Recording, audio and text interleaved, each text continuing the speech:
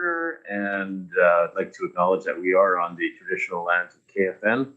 First item is the adoption of the agenda.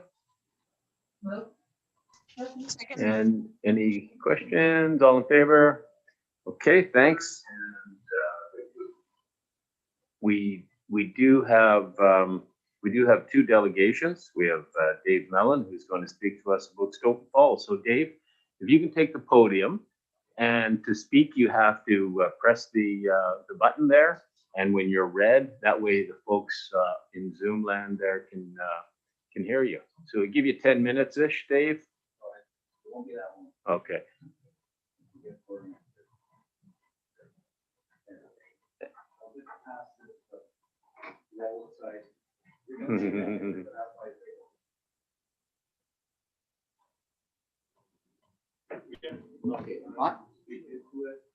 Okay, we're good. I have some photographs, I think, and if we can go to photograph number 1. It was the first of all the pictures. Clicking away there.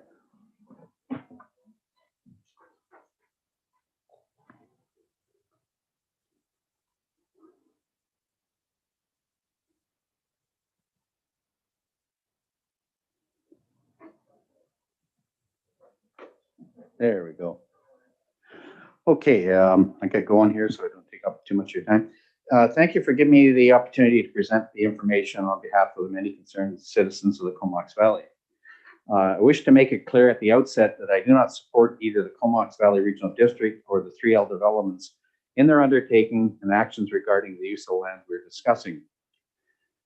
Photo number 2, if we could. I've lived in the Comox Valley for almost 60 years and have watched and fully understand how the Stoughton Falls and its pristine surrounding area have grown to represent a significant part of what makes the Comox Valley one of the best places to call home. I also know how easily we can lose valuable green spaces if we are not diligent in protecting them. Photo number 3, if we can advance those. One more. There we go. Along the Puntledge River from the airport up to the Comox Lake, including Browns River, where it meets the Puntledge on 3L property, needs to be protected. And my little wallet-sized photograph is just a copy of one you're going to see here momentarily, but it clearly shows right in the middle of the whole flow of the Puntledge River from Comox Lake is Stoughton Falls. And it's such a pristine area, and I think most everybody's been there, and it's a very highly used recreational area. Unfortunately, this year with COVID, it's another place we can't go. So it really makes it show its value. In the regional growth strategy, its vision statement on the future of the region over a 20-year time frame fully identifies a major goal is to protect, steward, and enhance the health of the natural environment and ecological connections. So it's stating that in the regional growth strategy. Next photo, please. The owner of the property being discussed over the years paid up thousands of dollars in taxes, security, presentations, and unproductive negotiations with the regional district.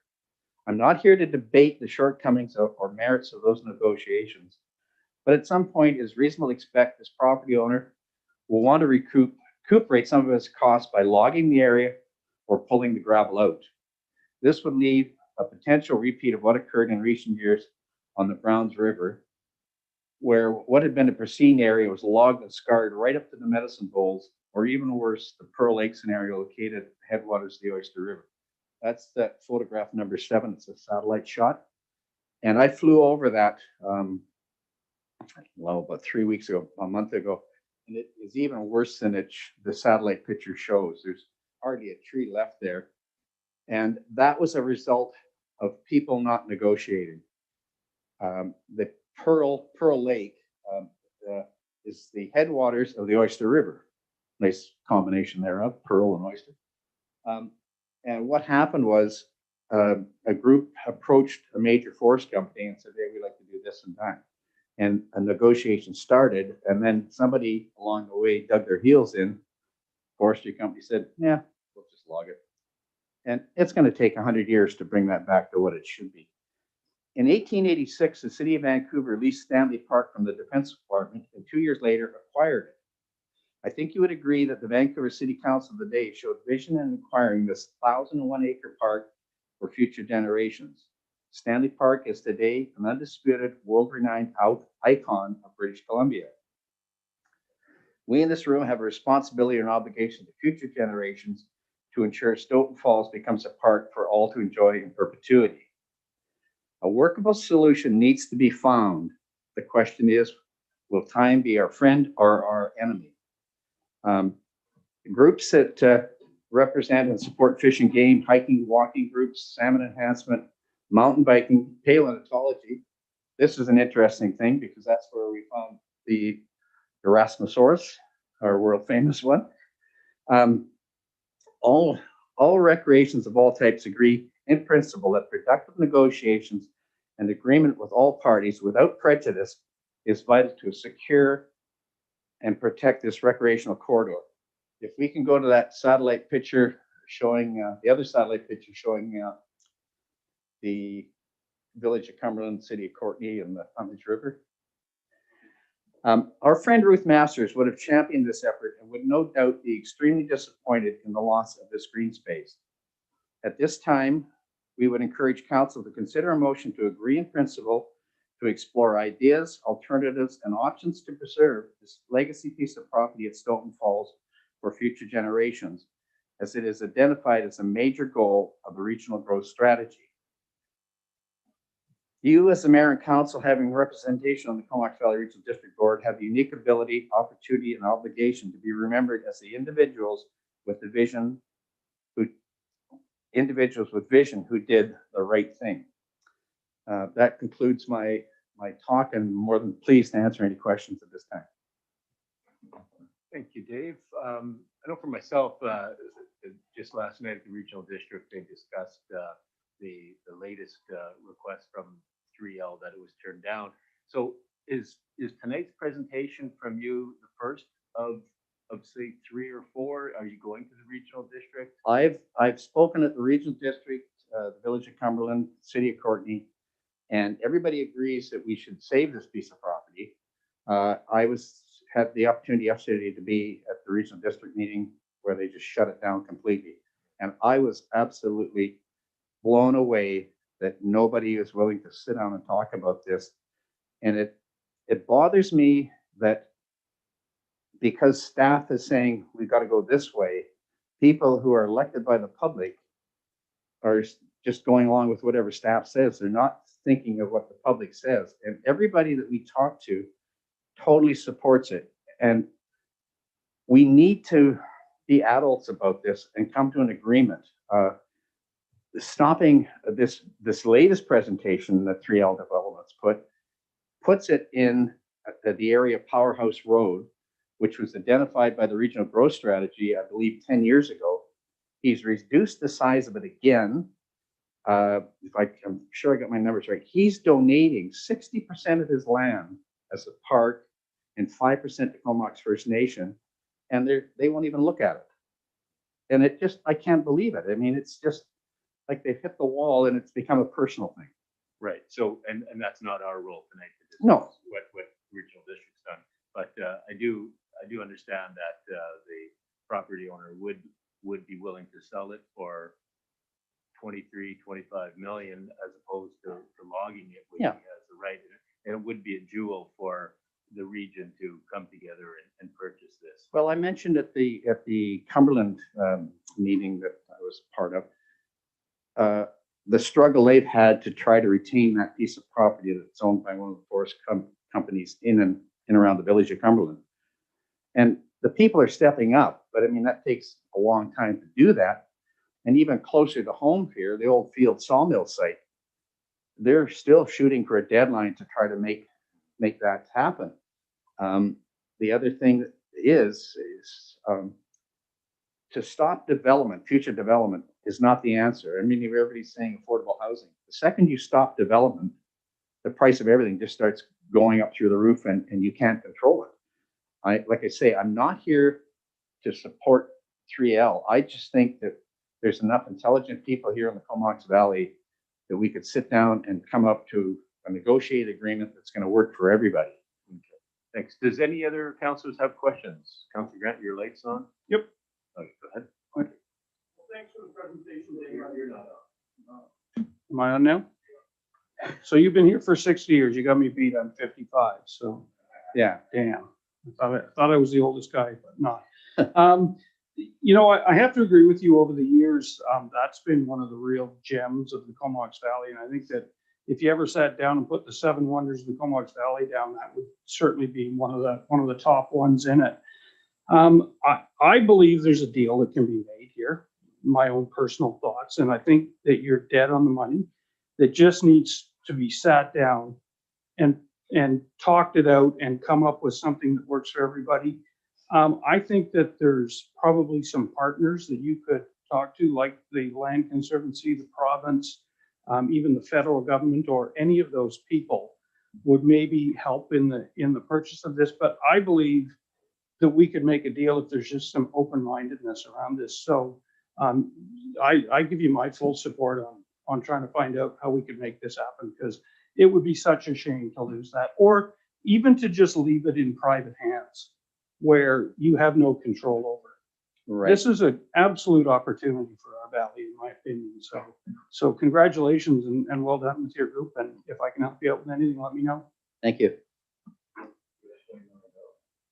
Yeah, and I'd just like to see if there's any other councillors, Dave, if they have any questions. No other hands, so go ahead. very quickly, a lot of people don't understand why they can't use the area. And having been in the insurance business for almost 35 years, there's a major liability twist to this land ownership. When he purchased that piece of property, it came with the rights to the river bottom. Now, I think we all sort of go, how could that be? Well, exactly. How can that be? How can he own the river bottom? Well, he does. And it goes back to when they built the dam and the generating station. It was negotiated that the people that owned that property had the rights to the river bottom. Very, very unusual. My friend Mike Hamilton, when he bought the property where his office is in Comox, owned the rights to the river bottom. He let them go. He didn't want them. But at this point in time, the rights to the river bottom are owned by 3L Developments, and there's a major liability exposure. The previous forest company just didn't seem to care about it. But as litigation ramps up more and more every year, anybody be out of their mind to allow people to wander across that property without signing releases or whatever. So that just threw a real wrench into it. Plus, we lose another north-south corridor by using the old Duncan Bay Main to go through there to access the highway and Plateau Road. So there's a whole bunch of variables sitting here that have just come to a grinding halt, and nobody seems to want to deal with it. Thank you. Okay, thank you very much, Dave, and good luck. And I do hope that something can come of this. Appreciate Thank you. Thank you for your time. Good night. Can one of you just hit the button up there? Yeah, okay. All right, and I see Mr. Cameron in waiting there. So Don, nice to see you, and you two have 10 minutes, and please go ahead and make your presentation. Don, we're not hearing you. Can you all hear me now? Yeah, we got you. Wonderful. Thank you to the mayor and council for giving me this opportunity to have a brief conversation about 1700 Balmoral. I think in front of you, I'm assuming everybody's read what's going to go in front of you today for passage. But basically, what's happened at Balmoral is the parking garage was originally had a bunch of the condensing units for the building were originally designed to go inside the parking garage, and subsequent in the last 3 to 4 months, the mechanical engineers did some heat calculations to determine how we could get the heat that's generated from these units out of that parking garage, and they found, to their surprise, that it with the largest fan units available and with the closed, the parking structure itself is quite closed in. other than the entrance gates. And then of course there's a big commercial fan that was designed in it. We weren't able to get the heat out of the parking garage. So we've subsequently had to move some of the condensing units. Some of them went onto the roof, of course, which was originally part of the original plan. And a bunch of the condensers ended up going on the patios of the parking garage or the first floor. And so the variance request in front of you references 3 heat pumps that are going to go in the landscape zone above the parking garage, but in the front yard setback of that property. And now we've worked with the planning department in the last couple of months and put together a bit of a draft plan that we proposed. I think it's in front of you guys as we speak. And it indicates basically a section on the roof that has some landscape screening as well as some physical barriers so that nobody will see them from the road. And if anybody's been by the property in the last couple of days, the structure that is the big glulam beam structure on top of the entrance to the parking garage actually buffers this zone in reference. So I guess really I'm here to answer any questions if you may have some. I think that pretty much indicates what our issues are. Okay, thank you, Don. Any questions from council? I see Councillor McKenna, Bissinger, and then McGowan. Hey, Don, good to see you. And so my question is, obviously this was an engineering maybe error, I don't know, miscalculation. Are there any other alternatives aside from the ones presented to us this evening as a variance? They looked at every option. They looked at, and of course, Regina from planning helped us big time. The engineers found that because the roof is so far away, that all the lines that supply that have to be worked through the building have maximum lengths on them. And you can imagine in a typical house structure, your heat pumps are fairly close to the condensing units. But in this case, that roof is about, with the maximum distance we can take the refrigerant and cooling lines is 100 feet. And that's only because the gear that we've used are really high-end state-of-the-art equipment. Normal equipment wouldn't normally work that way. So this was what they came up with between our mechanical engineers and your planning staff. Okay, and then just my follow-up question, have you done any sound attenuation modeling, versus where it would be versus where it's going to end up? Well, again, because they're state-of-the-art equipment, one of the things that was really considered when they specified the gear we were using is they bought the best they could buy, which is a Mitsubishi product, and they're on the low end of sound delineation, and then plus on top of that, we've got a landscape perimeter that's being built around it, as well as a physical screen, which is made up of some of the finishes and texturing that we've got on the outside of the building. So won't really be anything that you'll see from the street, and sound is a big consideration in the original specifications of the equipment to begin with. Thanks. Okay, Councillor Bissinger.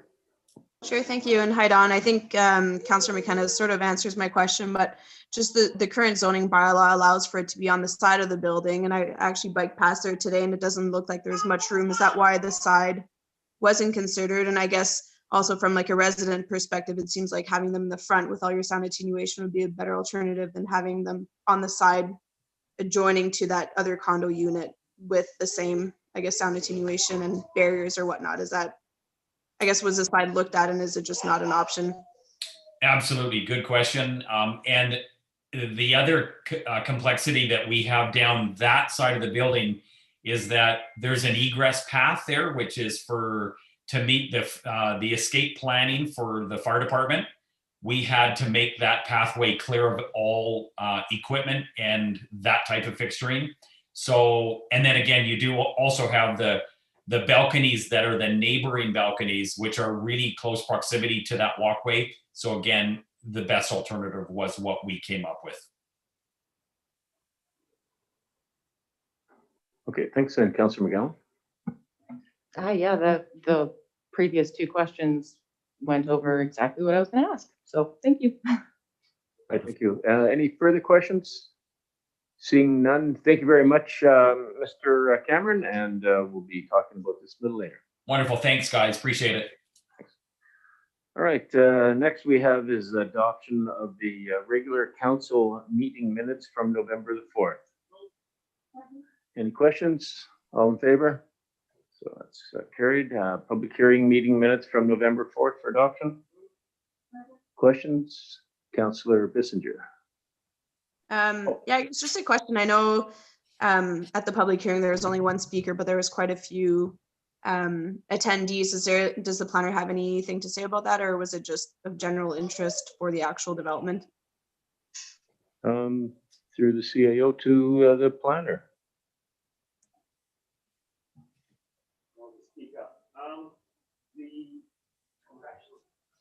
He's trying to find a mic. The people had in terms of discussions prior to public start with staff, some people were interested in terms of future property purchase. So there was a variety of issues that I think people came for, but the fundamental, I guess, point is no one chose to spoke. So typically a lot of people will show up just to hear what other people say or out of a general interest. All right, thank you. Any further questions? All in favor? Carried, thanks. And strategic planning committee meeting minutes from 18th. So we got a move receipt seconder. Any questions on that? All in favor? Okay, thank you. And down to review the council remuneration. This one here, this is from the committee recommendations. And any questions on that? So there was a little bit of a change in the last. It was there was some talk that it was in the press that it was going to go to a committee of the public, but the CAO will be taking care of that. So no questions. All in favor? Thank you. Any opposed? No opposed. Thanks. And we're down to the consent agenda. So let's move adoption of the. Okay. Any questions? Councillor Minions? Thank you. I'm just wondering for the penalty for property tax, which I know we did talk about last time that they were being dealt with and there wasn't a lot of mechanism necessarily. Do you want to pull that one out and then we'll talk about Yes. it? We'll just move this all together.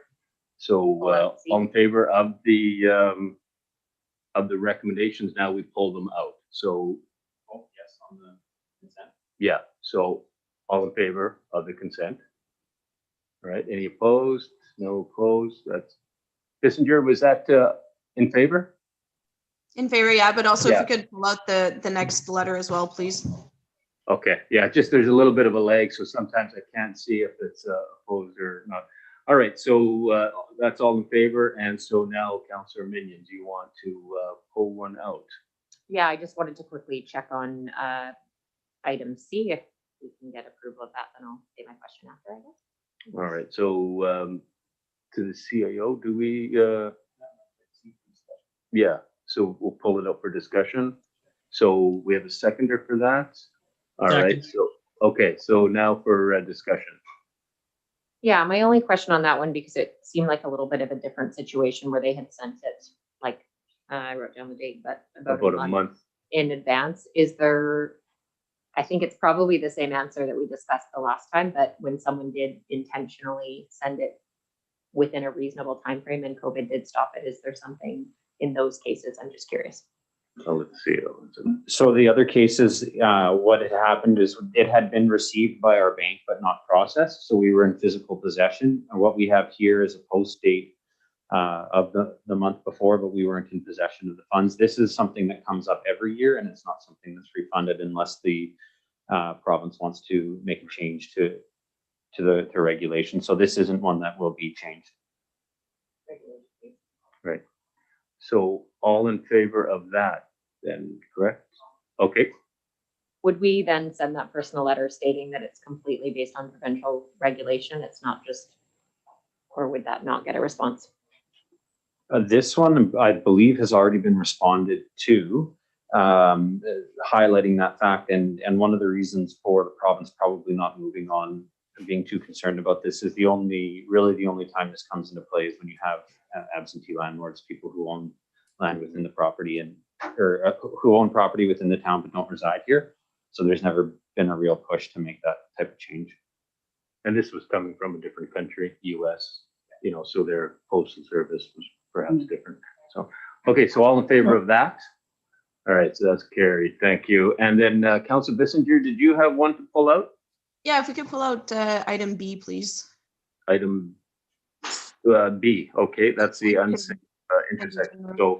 So I have a mover of that and a seconder.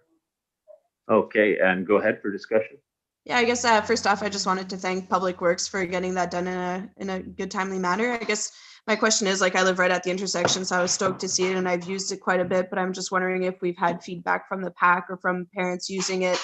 Has there been any incidents? Just I would just like to know sort of what the outcome of that is. It looks like it works really well, but I'm not the one running kids at 8:30 in the morning, so I'm just curious.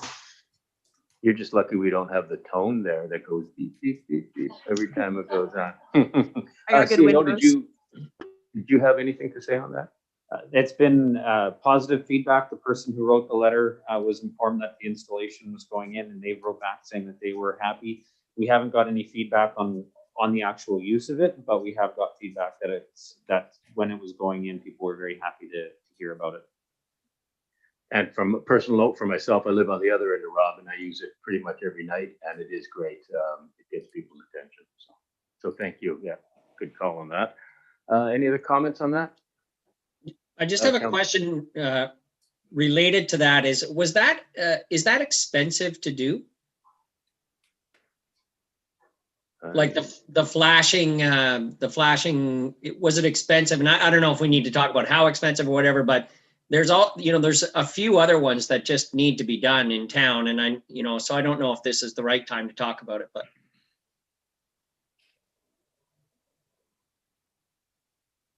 No, I don't. I'm not aware of cost. I'll find out the cost and I'll shoot it in an email. I want to say 30. It could have been 15, but I think it was more than that. So I'll find out from Shelley and let you know. That'd be great. The one intersection I think about all the time is the one right by the Shell station in the Bamboo Inn. That is just so dark there, so hard to get across the road, and that's something we should really look at. I know we're doing a traffic study, so I'm sure it'll come up.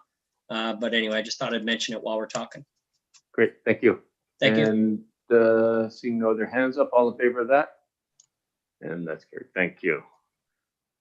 Just lost my screen. Okay, and unfinished business. We have the strategic planning and action items report from November 25th for receipt. Okay, and any questions on that? Councilor Minions?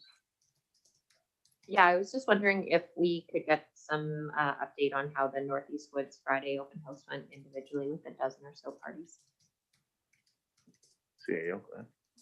So the Northeast Woods open house was changed to an online format. So I think we had, was it 6 different groups that ended up wanting to, 4 different groups that ended up wanting to have the one-on-one meeting. So we had 4 members of staff attending, and we did have 1 follow-up meeting. So the airport requested more time. So we've had 2 meetings with them.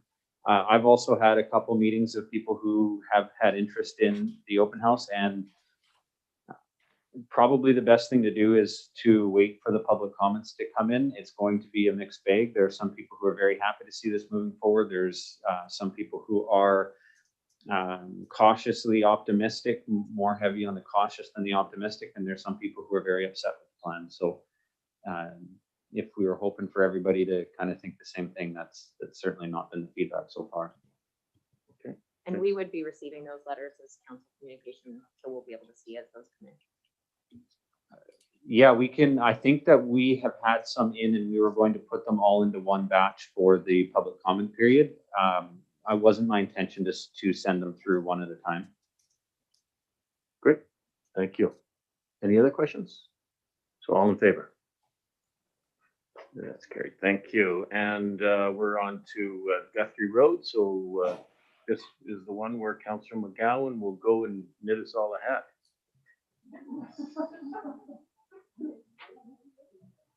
Councillor McGowan has to recuse herself on this item. Oh, are we on Guthrie? Wait a minute, 23. This is 2310 Guthrie. Okay, all right, sorry about that. I had something else. All right, so 2310 Guthrie Road, this is third reading and adoption report, rezoning application, development permit application DP 18-4. And so we have 7 different items. We have number 1, the third reading of Comox zoning amendment bylaw 1897 be rescinded. Any questions? All in favor? Carried, thank you. Number 2, the Comox zoning amendment bylaw 1897 be amended to add interior side setback shall not be less than 0.75 meters when abutting a lane. Any questions? All in favor? Carried, thanks. A Comox zoning amendment bylaw 1897 attached to be given third reading as amended. Questions? All in favor? Okay, the Comox zoning amendment bylaw 1897 be adopted. Questions? All in favor? Carried, thanks. Comox Phase Development Agreement Authorization bylaw 1898, 2310 Guthrie Road be adopted. All in favor? Carried. And development permit DP 18-4 be issued subject to the development permit conditions listed in Schedule 1 of the November 25th, 2020 staff report on RZ 18-6, DP 18-4, and DVP 19-7. Questions? All in favor? Okay, and number 7, that development variance permit DVP 19-7 be issued subject to the development variance permit conditions listed in Schedule 1 of the November 25, 2020 staff report on RZ 18-6, DP 18-4, and DVP 19-7. Questions? All in favor? Carried, thanks. All right, and on to C. Now, this is the one that you would recuse yourself. Okay, I had it written on the wrong one.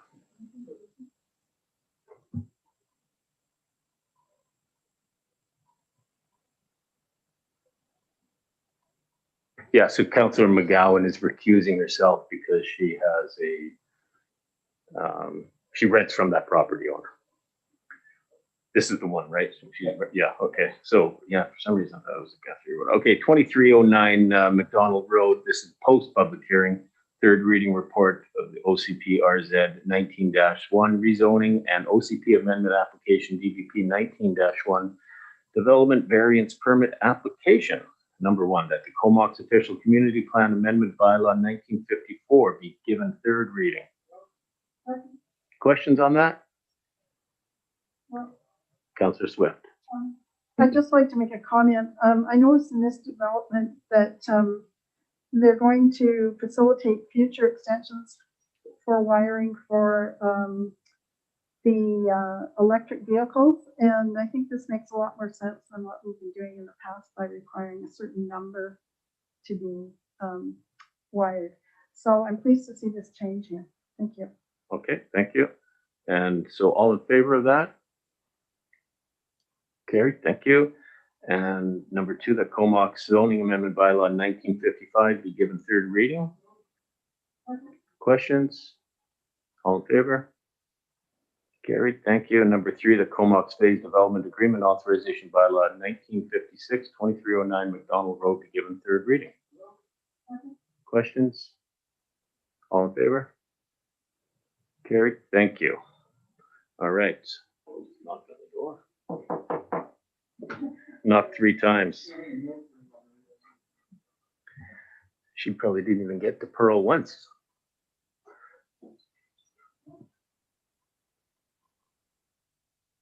Pearl 1, carry 2 or something, Pearl 1, yeah, something like that.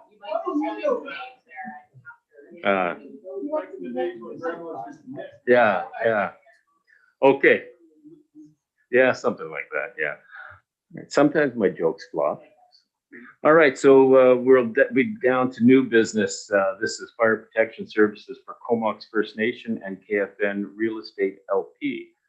And number 1, that a new fire protection service agreement as indicated on the November 25 regular council meeting agenda be approved for the Comox First Nation for a period of 5 years, effective January 1st, 2020. And further, that the mayor and the corporate officer be authorized to execute the agreement. Okay, and that is the correct date, January 1st, 2020? Okay, so it's a year old. Yeah, retroactive. Okay. So we have a mover, seconder. Any questions on that? All in favor? That's carried. Thank you. And number 2, that a new fire protection service agreement is included in November 25 regular council meeting agenda be approved for KFN Real Estate LP for a period of 5 years, effective January 2020, and further that the mayor and the corporate officer be authorized to execute this agreement. Questions? Councillor Minions. Just have a really quick question, which would have applied to both, but with the 6% increase, does that relatively reflect what our costs of the service is going up within the town as well? So they're just matching their increased costs with ours. Yes, that's correct. Okay, perfect. Thank you. Okay, any further questions? All in favor? Carried. Thank you. And thank you, Chief, for doing that. And development variance permit application DVP 20-7, 1700 Balmoral Avenue. And do we have any questions on this? Councillor McKenna. Yeah, thanks, Mayor. I asked the question to the presenter, but maybe to staff through the CAO. Is there alternatives to this? Not that we know of. The roof is full. They've allocated the ground floor parking units, the ground floor residential units. Again, they can't actually even go up on the roof because of the distance. They've allocated a lot of the ground floor units are actually already put in the north and on the east lot line. Side yards. So it's only 3 of those that are left that were originally designed to go into the garage that they don't have room for. So they did, in our opinion, they did a very thorough job in terms of seeing if there was anything alternative that could be reasonably done. And just follow-up question, are you comfortable that these Mitsubishi units are going to be quiet, or do we know? Like I just think back to Costco, the problems Costco had, and I know this isn't Costco, I know this isn't, but noise is noise, and I'm a bit uncomfortable, so I'm just asking the questions. I would agree with you. And that's one of the reasons that we required the wall. So essentially, it's screened within a wall, and then you have the landscape screening. Our existing standards in side yards do require, say that you have to be a minimum of 3 meters away from a side yard, and if you are in a side yard, that it has to be enclosed on 3 sides by a wall. In that case, it does say it has to be 1 foot higher than the unit itself. To date, I am not aware of any ongoing conflicts between neighbors. I mean, that was usually the big source between neighbors, was one would stick it in the side yard, where their living room was. The next neighbor of the single family house had the bedrooms there, and that would cause the disruption. So we did request, and they did provide the added safety factor of the wall. Again, it doesn't extend as high, but then again, the units themselves are elevated, and sound tends to want to travel up, right, at an angle. So I'm fairly confident that that will mitigate over the long term any problems, because again, these things, when they go in new and you get the specs, as they age, they can make more noise. So I think it was very important to have that full wall enclosure. Okay, thank you. Councillor Mittens? Yeah, I'm leaning towards approval on this, but the one thing that sticks is if they are putting 3 in the front, and that's, I don't want to say optional heat pump, but the one closest to the Balmoral building does become a problem and is disruptive to many, many people. If we knew it was going to be a sound issue, then it would be an issue. So what is kind of the options for a plan B if it turns out that, I think the only one we would be even small chance of having a problem with is the one closest to the neighbors, obviously. So if they do go in and that 53 decibel is slightly higher and it is an issue, what would be, the developer at that point isn't going to be willing to do anything. So what if we started getting letters from 10 neighbors in Balmoral? So worst case scenario, what would the options be at that choice if the 3 did go in? No real options. I mean, they would install it. We'd have to check to make sure that there were proper units. If it's early in the, like if it's within a couple months after opening, we find out the units are noisy or something like that, then I think that we would have a very long conversation with the professionals, the engineer that gave us the certification. But really, there's a limited what you can do afterwards. Okay, thank you. And my understanding of decibels is anything under 50 is basically negligible. So it's the numbers seem like they're likely not to cause any issues, but I think what if, and you've disrupted a whole side of the building. So thank you. Okay, I've got some hands up. I got Councillor Bissinger, I got McKenna, Grant, and then McGowan. Yeah, thanks. Maybe through the CEO to the planner. I guess like the heat pumps are for AC and heating, and maybe if they're serving the ground floor units, is it too late in the game just to go with baseboard heaters for those units? I know it's not what was designed, and it's not as luxurious or not as attractive, I guess, for potential buyers. But being someone in that unit that's going to be looking or hearing those 3 units, maybe they would even prefer to have just electric baseboard heaters instead of the heat pumps to just avoid that sound. So I don't know if that's even an option at this point if we're too far in the game, but it might be something that could be considered. It would be an option. I mean, I think that if the development variance permit is refused, then they would be looking for alternatives. I'm not aware of any limitations on their electrical panels. That would seem quite unique that they wouldn't have the electricity to run baseboard heat. And if they did, they could then submit a new development variance permit application based on that information. Okay, thank you. And Councillor McKenna. You had your hand up, I believe. Yeah, I did. Sorry, I was unmuting. So, I don't know if this is possible. I'm like Councillor Minions. I'm leaning towards approval for sure. I'm just searching for every alternative, and maybe through CAO to staff again.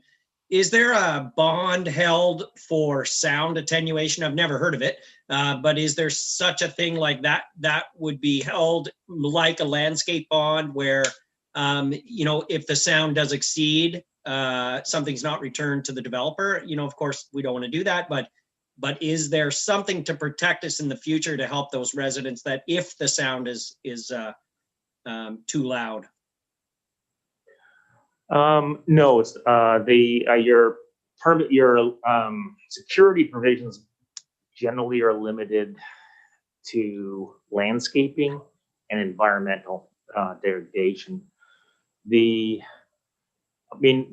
council does have the ability, if they're looking at it and saying, we're not happy that in terms of the level of assurance that is being provided, and what happens if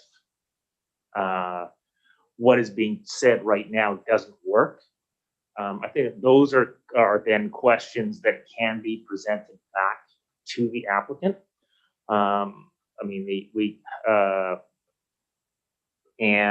The applicant may suggest something like covenant, restrictive covenant. Of course, you'd be enforcing that against the strata, but that would then give you some powers. So that can be looked at. Okay, and Councillor Grant. Yeah, thanks. You know, I know that having had heat pumps in the past, and this was probably 10 or more years ago, they could be somewhat noisy. I think that the technology has come a long way since then. And quite honestly, I lived in a neighborhood where everybody had them, and after about 3 days, got used to it, and it was a bit of a non-factor. Also, when we had the guy come in and talk about the retrofit for wood stoves up to wood stoves, he confirmed that for me because he was surprised at our setbacks, that a lot of communities now are just letting you put your heat pumps, I think it's on side yards now, where we used to not because we're too close to the neighbors. And he assured me that the sound is so much less now and they're so much more efficient that it's just becoming a bit of a non-issue. So I think we might be making a little too much out of this in today's world. Okay, thank you, and Councillor McGowan.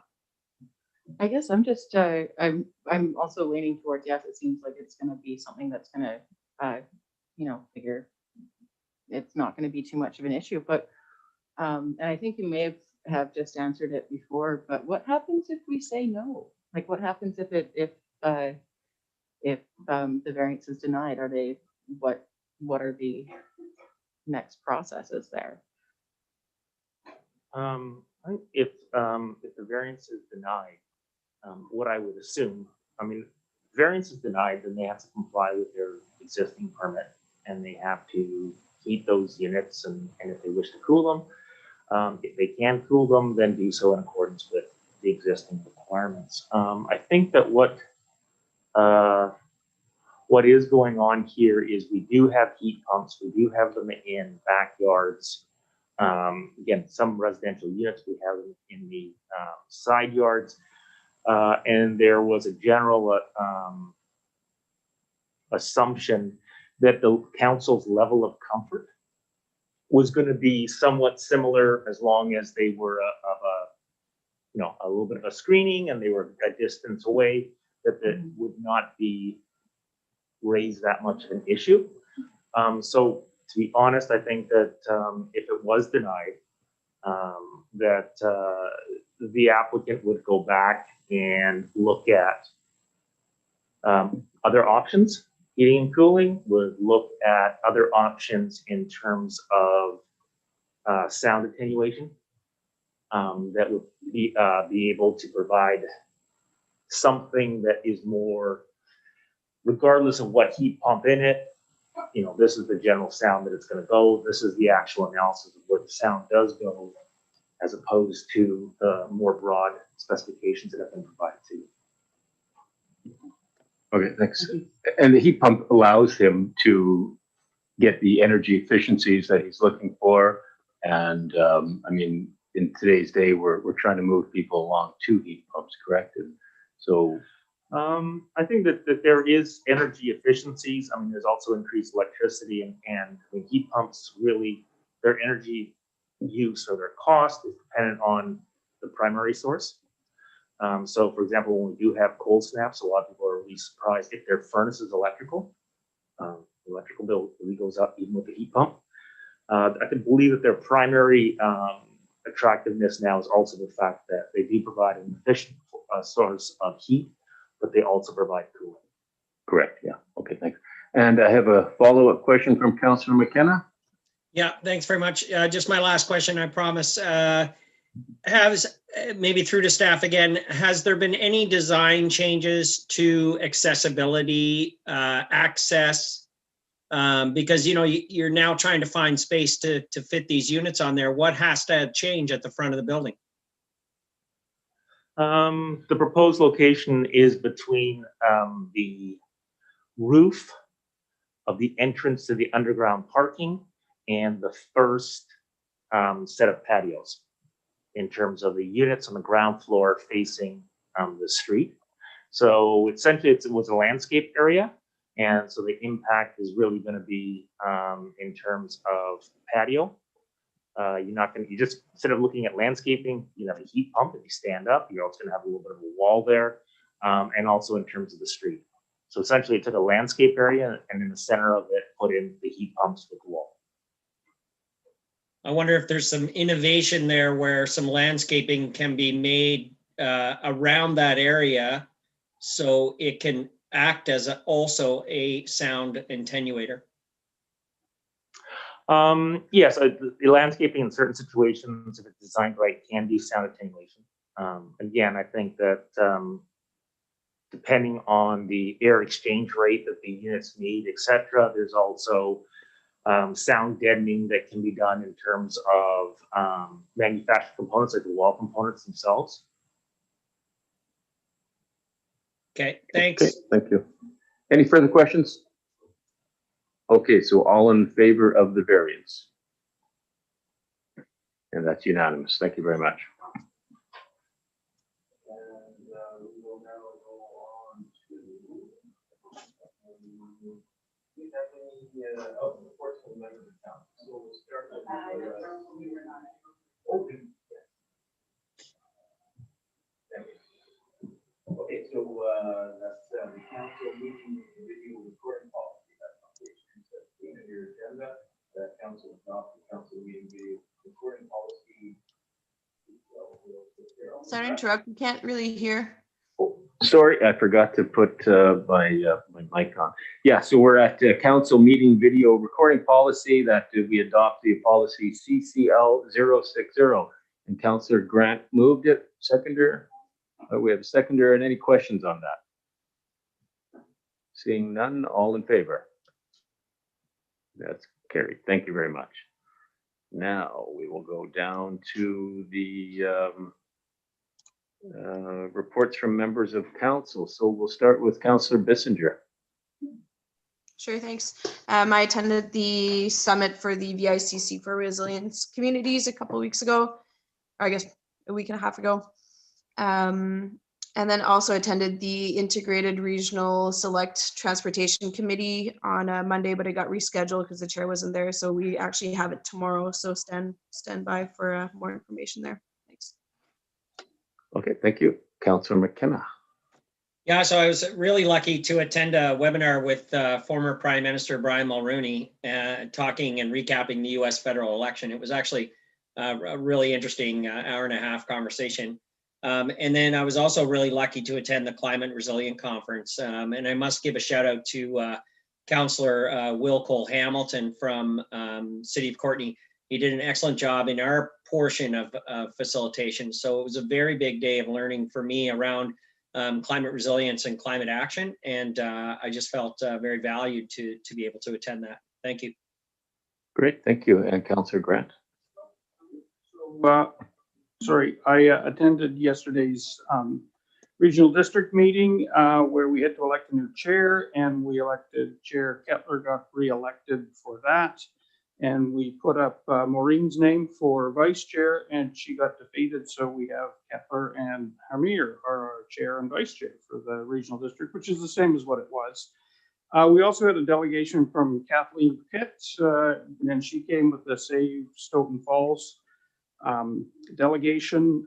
We also spoke, Rob Buchan, who is the spokesman for 3L's development, came and mentioned that there was that they were offering to sell the entire piece of property around the falls to the regional district if they wanted to purchase it. So we also had, we passed a motion for public engagement for roadside garbage pickup. And I think this is kind of important to us just going into this next meeting, in that you know, if the regional district is going to start looking at garbage pickup for them, and I think TFN was involved in that as well, that it could change the way the garbage pickup gets done, just because we're on a larger scale and perhaps different trucks. And so as we're going into this meeting, talking about maybe getting them to stop moving the date, this might be something that we want to mention in that.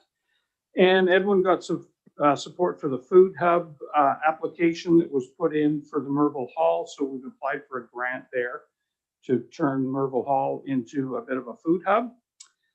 The Economic Development Society meeting. So the first meeting for our motion will be for January 19th, and that'll be the meeting for the motion that we brought up, and they're asking us to appoint a rep to that meeting so that we can talk about how that will go.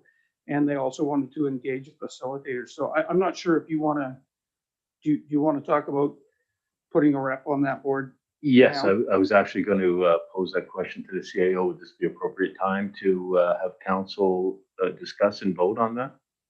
Yeah, that would be up to council. Since it's not on your agenda, you'd need to vote first you'd have to do 2 votes, one to add it to the agenda. That requires unanimous consent, and then your second vote would just be a regular up and down vote on whether or not to support the motion. Okay. I'll And move that's to for add the, it to the agenda.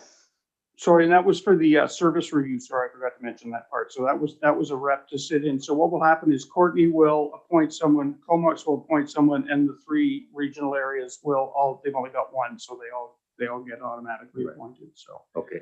that's what that's about. Okay, thanks. And Councillor Bissinger, you're still okay with moving that? Yeah, I'll move it. Okay, seconder. Okay, and we will then discuss just all in favor. And that's unanimous. Thank you. Okay, so now the motion, well, now we need to have somebody move a particular person, and Councillor Swift. Thank you. I'd like to nominate Councillor Grant. Okay, I'll second it. okay, move second. Any questions on that? So you're now throwing me back under the bus after I threw it under you under yesterday. Does your name stand? Yeah, that's right. Yeah, I'm good with that. Yeah. Yeah, so Councillor Grant, if approved, would be the one who would be discussing and bring back information to us on this. So any questions on that? Councillor Minions? I don't have a question about it being you. I'm just curious if it's an open forum format that would be able to be sat in on by no one. I don't know the answer to that. I would Actually, hope maybe- it might be. Doesn't change my vote. I was Yeah. just curious and I- said you know, I on a really honestly- important meeting if there could be additional representation with non-voting. Yeah, you know what? I don't know if it's a public meeting or not, to be honest with you. I've never read that it'll be in camera, so. Yeah, Don't know, let's yeah. go that it's going to be an open If meeting. it's open, you're welcome to come. Yeah. Okay, so all in favor of Councillor Grant attending? That's carried unanimous. Thank you very much.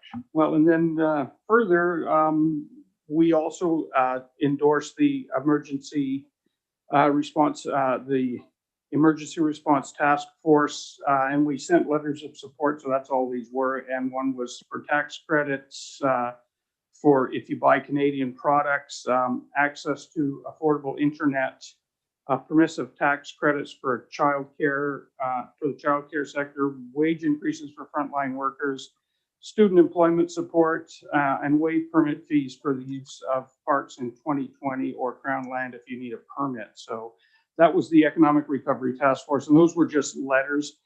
When people sent in all of their thoughts, some of these were just support. So those were the ones that we sent, and so we passed that yesterday at the RD. Good, thank you very much. Councillor Minions? Thank you. I started with sewage with doing the governance session for a half day, which was a good place to start because it talked about voting rights in future. I don't believe that was in camera, so that's okay. I sat down for a really good hour and a half kind of onboarding session with Chris LaRose and Russell Dyson before our first meeting. And just looking back at that first meeting, there was a report for the Sammy dump to be looked at as an option somewhere in the Comox Valley. And then for the new sewer line to hire an engineering firm that was approved for that step to continue that, if that makes sense. At the hospital board, there was the only major thing that happened was our tax requisition for next year's budget. We've been doing 17 million for the last couple of years, and it was moved by a very small margin with Alex and I supporting to reduce it just this year because their reserves are growing with no potential. So we reduced it by 4.4 million down to 12.6. So it actually worked out to be about $70 a household. So just a 1-year relief. So that's one service that's going to have a small reduction because there was no specific reason for the growing reserve. Library board meeting, they're just looking at how to keep the libraries open safely. Our library is open about 4 to 5 hours, 5 days a week for walkthrough service. So you can go in and still get your books, still get your library card online. And there's advocacy happening at the executive level to make libraries an essential service so that they hopefully don't get shut down. If everything but essential services shut down, the library can continue, because we had, I think, close to 100 letters of people that when they were closed saying they really needed the library to be open for their books and connections. So some advocacy there, which does make sense that it could be deemed an essential service. We did the small group for some garbage advocacy around the votes coming up December 3rd and some little meetings there. Helen Boyd invited me to attend the Comox Valley Airshed Roundtable #2, which was about a 3-hour session there was about 40 people there, 32 members, a really interesting group. As you know, some members, 6 members of the public, a lot of staff from the different municipalities, although not working in Comox, just based on resources. And they just really went into creative thinking on how to lower the, they call it space heating, which is of course the wood stove smoke, and then also open burning was one of their second biggest things. So they talked about how governments do interest-free loans, which is obviously controversial, additional legislation, et cetera, et cetera. So those are going on every 2 months or so, and they have a 3-year mandate, and they're already a year in. So they're feeling like they really want to get on the action side of things and movement. So hopefully, based on the group that I saw there, the 32 people, it's a really nice spread of people, including people from like Comox Fireplace and the chimney companies and people that really make a living on these things, that it's important to. So it's really interesting to watch them work. I mostly sat back and did some breakout groups with them. And then I met with Helen Boyd today, just in general, to talk about more so composting, air quality, some of the things that the Comox Valley nurses for the health and environment are going to be doing in the upcoming time. And that's it. Thank you. Great, thank you very much. Councillor Swift. Thank you. I'll be fairly brief. I attended the Economic Development Integration meeting, which was brief, and I think we are going to suspend the rest of our meetings until at least the new year and perhaps beyond, depending on the review. So that was the first one. Then the sewage governance, which Councillor Minions has reported out on, Sports Commission, and then the CVRD inaugural meeting yesterday. And I know Councillor Grant's reported out on it. Just a couple of things. Director Arbor was reappointed to the library board. And again, the 3L development as it was presented at the electoral group was refused. So staff has been directed to look at options for Stoughton's Falls. So we'll see where that goes. And $40,000 has been contributed from the electoral areas for 4 electric car stations to be established on public lands. And the rest has been reported on. So that's my report. Thank you. Councillor McGowan.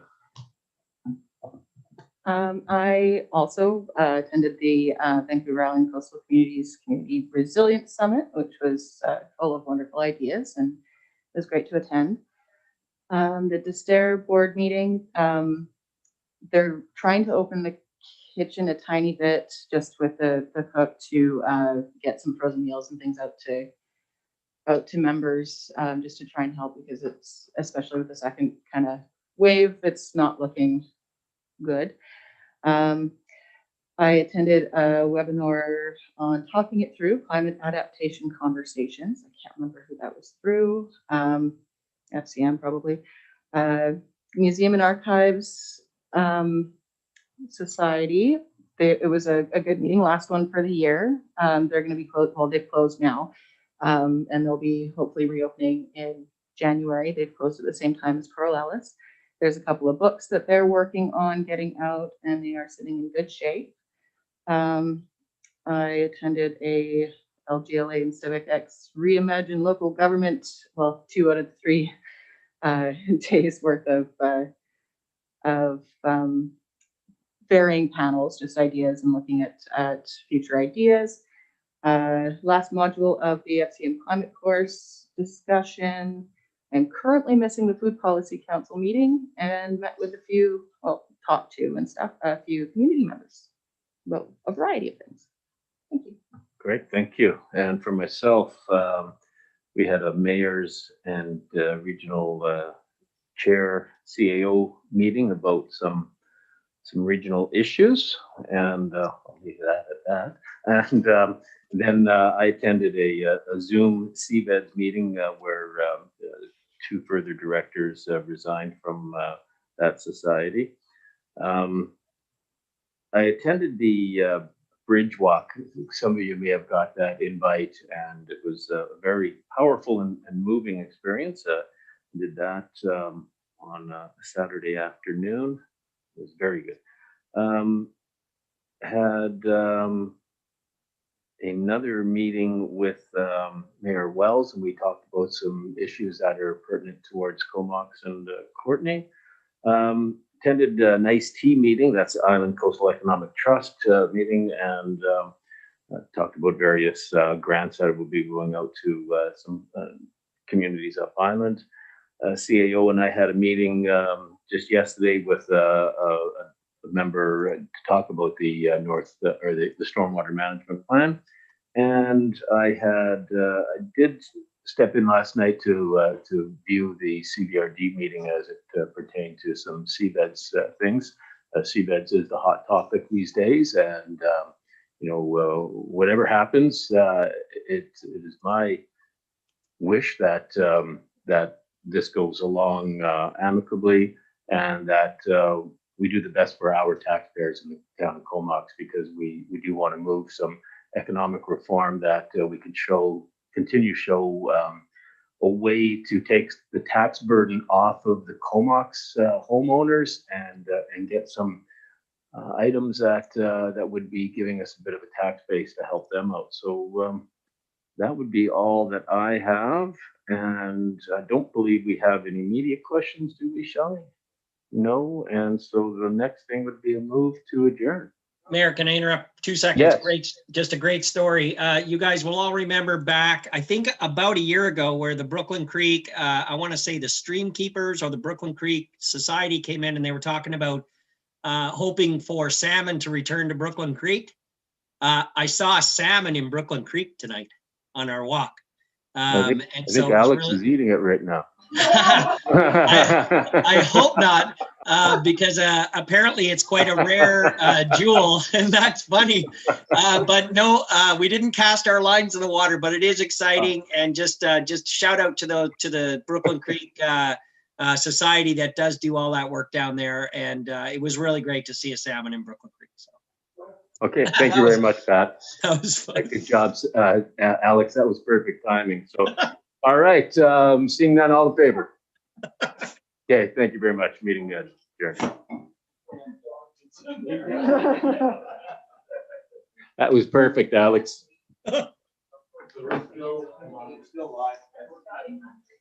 Oh, man. Oh, I know, yeah, I know.